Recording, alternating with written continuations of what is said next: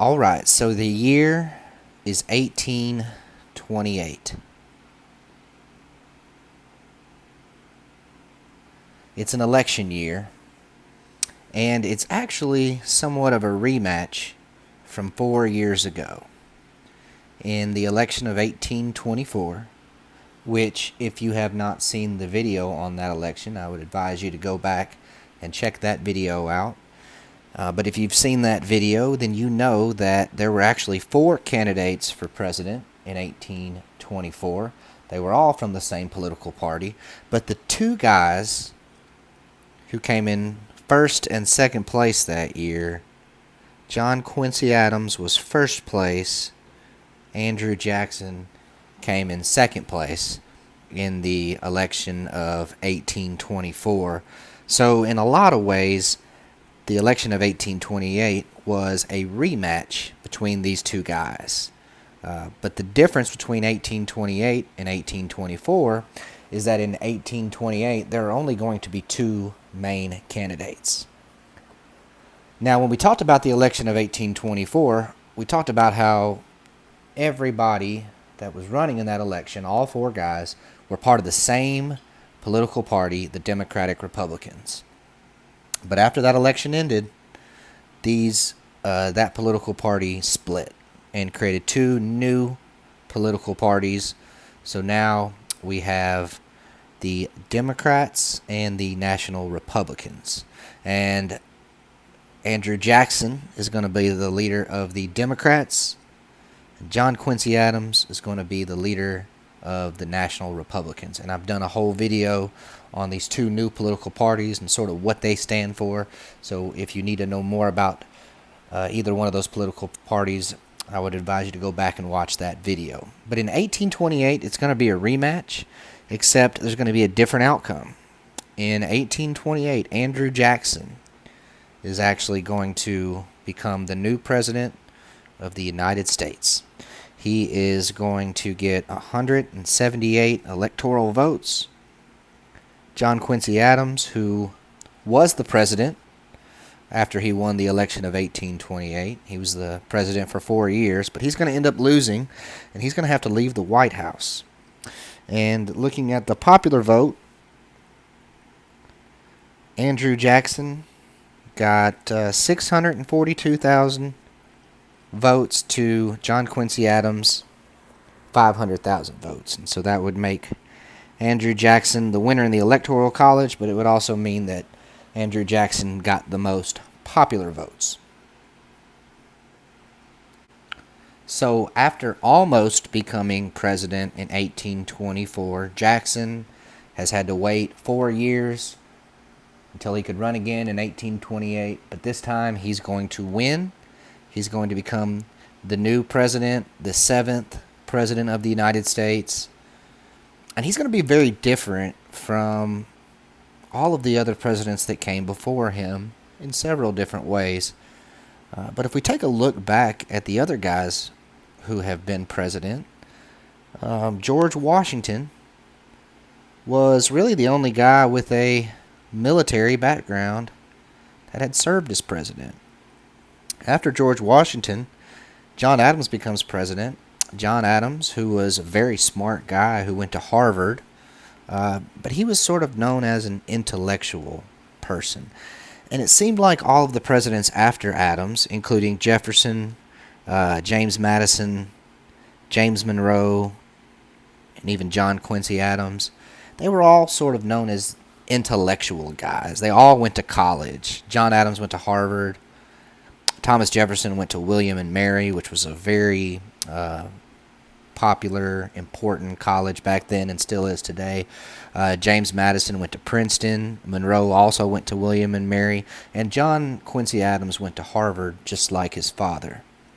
But these guys were all, after Washington, these guys were all intellectual guys who went to college. Andrew Jackson wasn't really like them. I guess the only guy on the list that he would really compare to would be George Washington. They both had a military background. Neither one really went to college, but both guys were very smart. So Andrew Jackson is just going to be very different from all these other guys. And He's going to go on to start his own political party, which is in itself very unique. But his Democratic Party is going to become very popular. And this whole era, sort of after Jackson becomes president, when the Democrats are very popular, you start to hear this term Jacksonian democracy. And it's the idea that the common man is going to now get involved in politics. You don't have to be college educated. You don't have to be super smart to be in politics or to even be the president. Even though Andrew Jackson is a very smart guy, he didn't go to college, and he wasn't really seen as an intellect. He was seen as a military guy. He was seen as someone who was very brave. And we're going to start to see after Andrew Jackson, more presidents are going to run with military backgrounds.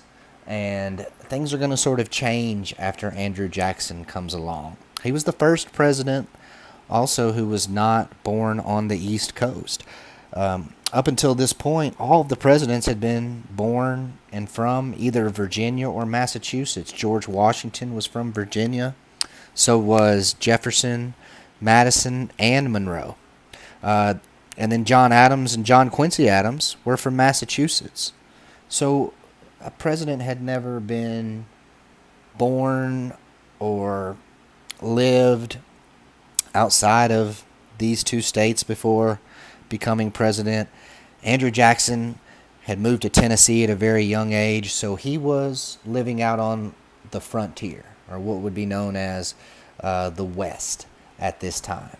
Now today we don't think of Tennessee as being in the West, but this is before other parts of the country had developed, and so Tennessee was one of the farthest states west, and you didn't see a lot of politicians and presidential candidates coming from the frontier, from out west.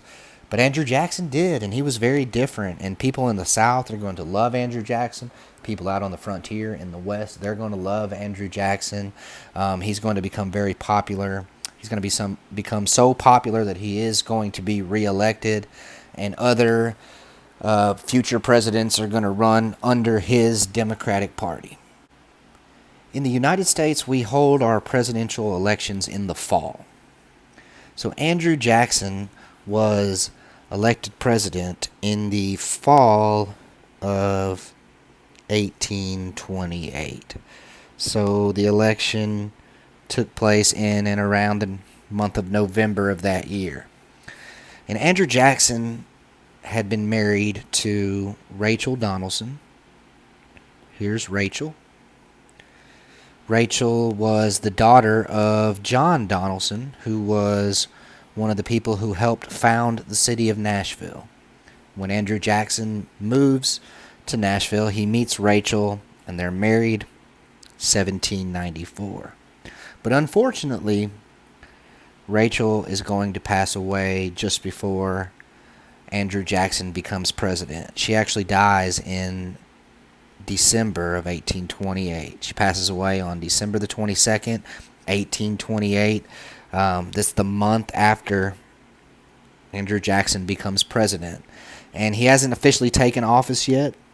The president at this time doesn't take office until the first part of the next year, so he wouldn't have become president until the early part of 1829. And so the fact that Rachel dies on December 22nd, she is going to see Andrew Jackson, her husband, become the president. So she will see him elected. She knows that he's about to become president, but before they can move into the White House, and I've got a picture of the White House right here, before they're able to move to the White House together so that Andrew Jackson can start his presidency, she actually passes away. And so Andrew has to move into the White House all by himself. His wife is no longer going to be able to come with him, so he is going to enter the presidency as what we would call a widower. So that means that his wife has passed away. And so Andrew Jackson is going to have a tough time at the very beginning of his presidency, trying to get over the loss of his wife and some of the personal things that have happened to him. But his presidency, as we are going to discuss as we go further along in this class, was very interesting and had a lot of events